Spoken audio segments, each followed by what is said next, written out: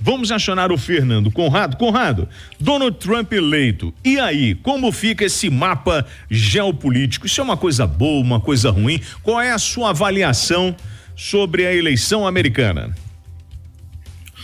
Na minha visão aqui, William, antes de mais nada, muito obrigado aí pelo convite mais uma vez, saudades tuas, e é interessante a gente falar para os nossos ouvintes aí, para os nossos telespectadores, que essa transformação do Donald Trump voltando ao poder agora, não é apenas uma volta ao poder, né? Ele ganha não só, o Partido Republicano ganha não só a presidência dos Estados Unidos e ganha pela primeira vez desde 2004 com a maioria absoluta dos votos, ele já está com 51% dos votos e existe ainda um percentual, mais uns 4% ainda a serem analisados, abertos aí nos próximos dias, muitas vezes lá no caso dos Estados Unidos, mas ele também ganha a maioria do Senado americano, a maioria da Câmara dos Deputados, né? A Casa dos Americanos, a House dos Americanos, e também vale a pena a gente lembrar que ele já tem uma maioria conservadora e republicana na Suprema Corte. Então é a primeira vez que eu vejo nos últimos anos na história americana uma convergência de tantos fatores andando na mesma direção. Isso ainda facilita, já com a sua experiência de 4 anos no governo, uma facilidade de caminhar com seus projetos, caminhar com a sua própria agenda. Se a gente for fazer uma análise, como tu pergunta, do ponto de vista geopolítico, vamos trazer aí 3 pontos que são do nosso cotidiano e que a gente vai ver certamente uma grande transformação. A primeira delas é a relação da guerra da Ucrânia, né? O Donald Trump, a gente já viu nos últimos 4 anos dele, enquanto estava na cadeira do Salão Oval, ele tirou o dinheiro, ele tirou o investimento, ele diminuiu a participação americana em pecúnia da OTAN, da Organização do Tratado do Atlântico Norte. E essa mesma OTAN que fazia a fundamentação da Ucrânia na guerra com a Rússia, os Estados Unidos. Essa guerra só está tomando uma continuidade tão grande, a gente já conversou tanto sobre isso, né, William? Sim. Por conta da ajuda dos americanos. E é uma visão completamente antagônica, essa do Donald Trump. Então, portanto, ao meu ver, a gente vai ter um caminho para alguma solução a partir dos próximos meses aí, já nesse conflito aí na Europa. Uma outra situação também que a gente vai ver. O segundo ponto teu qual é? Esse é o primeiro. O segundo ponto é o seguinte, ó. Claro, o segundo é na relação com o Oriente Médio, tá? Estava nos planos do Trump, ele já falava isso há 4 anos atrás, numa diminuição das fronteiras entre Gaza e Israel. A gente sabe que os Estados Unidos são o irmão mais velho de Israel, né? Fundamentam a proteção tanto que quanto Israel agora for fazer as suas manobras contra o Irã, no Líbano, eles falaram, os Estados Unidos estão com a gente, eles levaram até mesmo porta-aviões para lá, então isso vai arrefecer muito esse conflito, até porque o Trump falou para os próprios cidadãos, para as próprias pessoas que estão nos Estados Unidos e não têm o passaporte americano, que não são cidadãos americanos, aqueles que se manifestarem pró-Hamas, contra Israel, sofrerão a deportação. Então esse é o segundo ponto. E um terceiro, só para encerrar aqui também, William, é a relação com a China e Taiwan, né?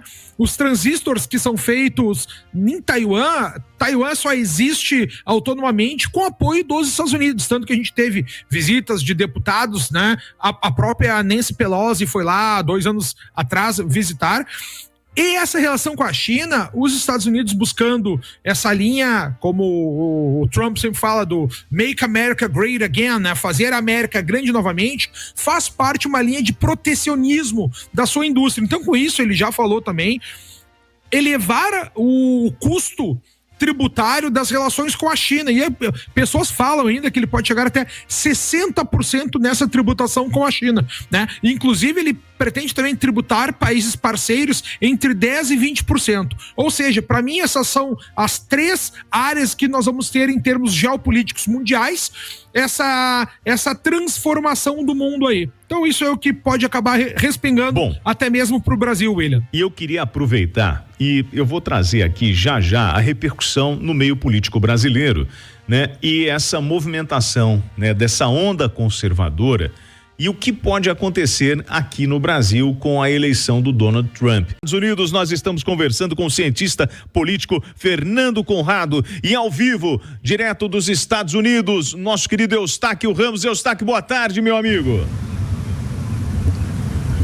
Ótima tarde para você, WT. Ótima tarde para quem nos acompanha na Itatiaia. 1h54 da tarde aí no Brasil, 11h54 da manhã aqui nos Estados Unidos. Uma quarta-feira, o day after, né? Um dia depois da eleição, em clima de tranquilidade, em clima de normalidade. As pessoas indo trabalhar, indo para a escola, o transporte público funcionando normalmente, as ruas aqui em tranquilidade, as pessoas circulando, porque apesar da divisão que estava até ontem na eleição, né, o país dividido entre Kamala Harris e Donald Trump, não houve conflitos entre eleitores, né, nas últimas horas, nos últimos dias. A gente não teve notícia das autoridades em relação a isso. E hoje também não. Até porque, William Travassos, em seu discurso da vitória hoje durante a madrugada, Donald Trump pregou a união dos Estados Unidos para a recuperação do país. Ele disse que as divisões devem ser deixadas de lado, deixadas para trás. Esse acirramento que houve da disputa deixado para trás foi uma questão política e agora todos unidos em prol dos Estados Unidos. E ele disse